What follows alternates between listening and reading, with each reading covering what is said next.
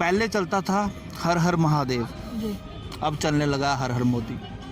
मोदी को ही हमारा भगवान थोड़े है यार। यूटी बनाने के बाद यहाँ पे नौकरियाँ आएंगी, लेकिन आया कुछ नहीं। यहाँ पे उल्टी इतनी अनएम्प्लॉयमेंट हो गई है। जो पीएम साहब बोलते हैं पकोड़े तलने हैं, वही बारी आ गई है। जो डॉक्टर हैं वो भी पकोड़े तलेंगे, जो इंजीनियर हैं वो बूट पॉलिश करेंगे।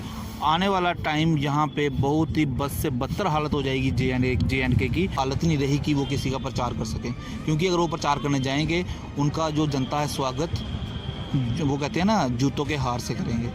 इसलिए मैं कहना चाहता हूँ कि बाहर से आके अनुराग ठाकुर आए थे, स्मृति ईरानी आए थे, वो आके बात करते हैं यहाँ पे सिर्फ 370 की। अनएम्प्लॉयमेंट की किसी ने बात नहीं की। ज़मीन हमारी जो कह रहे हैं, जो हमारी लैंड का कानून आया है, अनुराग ठाकुर भी हिमाचल से हैं, बिलोंग। सिर्फ झूठ दिखाया जा रहा है। आप एग्जाम्पल ले लीजिए किसानों की। किसानों को इन्होंने सरदार है तो खालिस्तानी कर दिया, मुसलमान है तो पाकिस्तानी कर दिया। मैं हिंदू हूँ भाई, मुझे पता नहीं कौन सा होता है कि मुझे तो देशद्रोह का बोल देंगे, देशद्रोही है ये।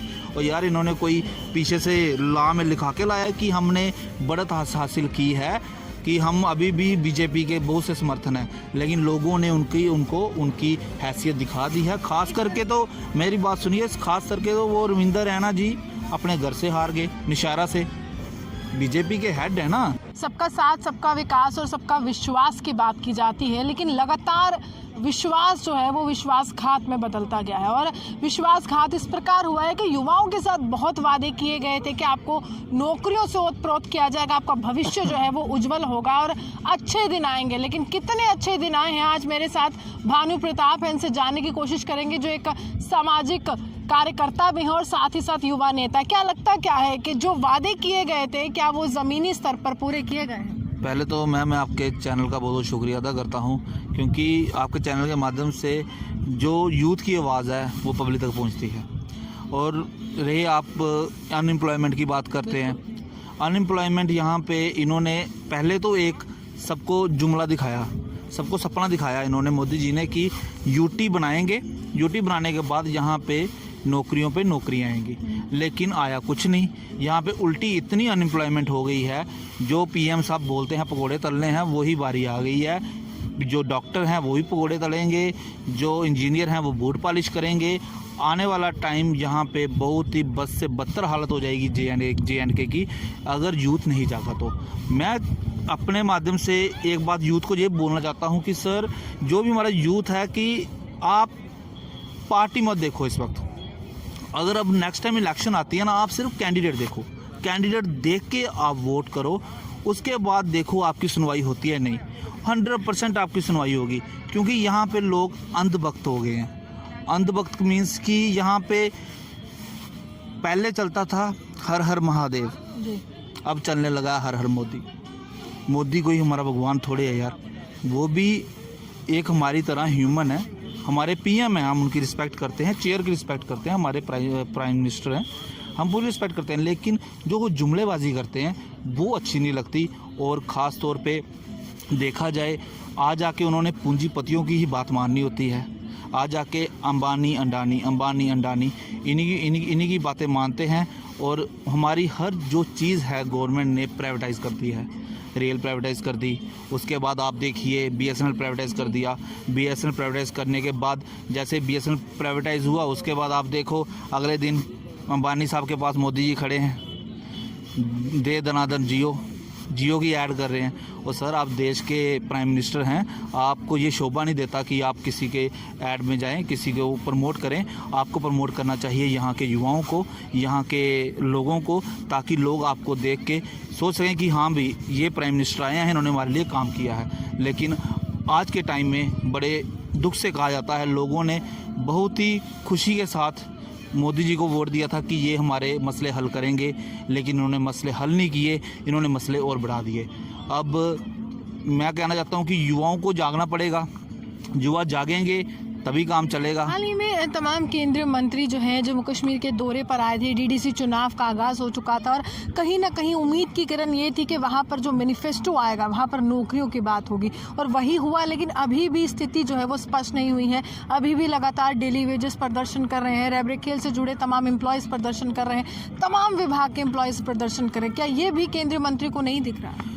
वो तो सिर्फ आए थे यहाँ पे प्रचार करने ताकि हमारी कुछ सीटें यहाँ से निकल सके, क्योंकि बीजेपी के जो JNK के जो नेता हैं उनकी अब वो हालत नहीं रही कि वो किसी का प्रचार कर सकें, क्योंकि अगर वो प्रचार करने जाएंगे उनका जो जनता है स्वागत वो कहते हैं ना जूतों के हार से करेंगे।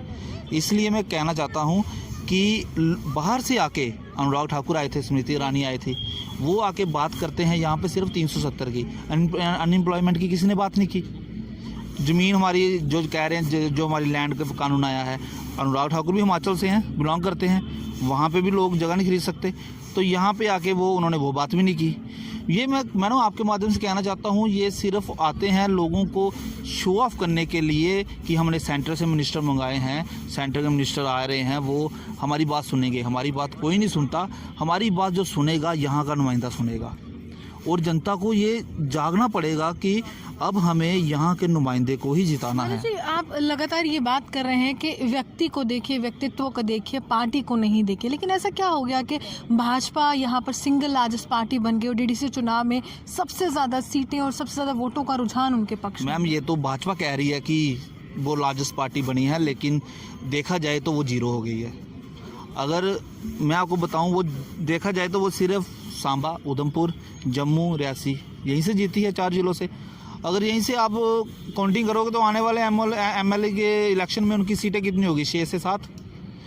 वो बहुत ही डाउन हो चुकी है भाजपा। मैडम, ये लोगों को सिर्फ गुमराह किया जा रहा है कि हमने बढ़त हासिल की है, कि हम अभी भी बीजेपी के बहुत से समर्थन हैं, लेकिन लोगों ने उनकी हैसियत दिखा दी है। खास करके तो मेरी बात सुनिए, खास करके तो वो रविंदर रैना जी अपने घर से हार गए, निशारा से।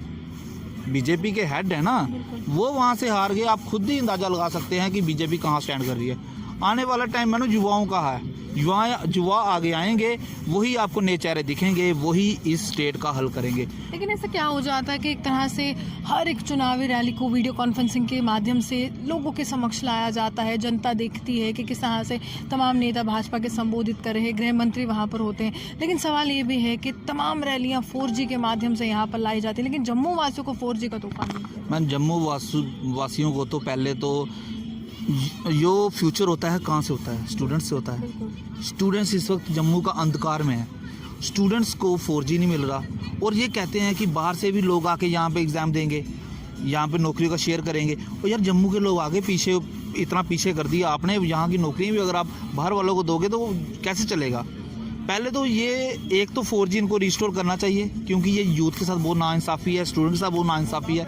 और दूसरी बात, यहाँ की नौकरियाँ जहाँ के लोगों को ही मिलनी चाहिए, बाहर नहीं जानी चाहिए, क्योंकि यहाँ की नौकरियाँ आगे हम बिल्कुल पीछे हैं, क्योंकि हमें यहाँ पे पूरी सुविधा नहीं मिलती है। और रही मोदी जी की बात, वो तो सिर्फ उन्होंने, मैडम आपके चैनल के माध्यम से मैं एक बात और बोलना चाहता हूँ, मैं JNK के जो हमारे न्यूज़ वाले हैं उनको ख़ास तौर पे थैंक्स कहता हूँ कि वो झूठ नहीं चलाते। बाहर देखिए, सिर्फ गोदी मीडिया, मोदी मीडिया चल रहा है, सिर्फ झूठ दिखाया जा रहा है। आप एग्जाम्पल ले लीजिए किसानों की, किसानों को इन्होंने सरदार है तो खालिस्तानी कर दिया, मुसलमान है तो पाकिस्तानी कर दिया। मैं हिंदू हूँ भाई, मुझे पता नहीं कौन सा बोल देंगे, मुझे तो देशद्रोह का बोल देंगे, देशद्रोही है ये। और यार, इन्होंने कोई पीछे से लॉ में लिखा के लाया कि भाई ये हमें टैग देंगे, इसलिए इनको अभी भी सुधर जाना चाहिए, क्योंकि इन्होंने JNK के साथ साथ पूरे देश का बेड़ा गर्क कर दिया है। इनको अभी भी सुधर जाना चाहिए, अभी भी इनके पास टाइम है, अभी भी इनको करना चाहिए कि भाई कुछ ना कुछ अच्छा करें, जम्मू के लिए भी और सेंटर के लिए भी। सुधरने की बात कर रहे हैं, लेकिन लगातार भाजपा के जो प्रदेश अध्यक्ष है वो कहते हैं कि सरकार हमारी होगी, मुख्यमंत्री हमारा होगा। इतना विश्वास क्यों?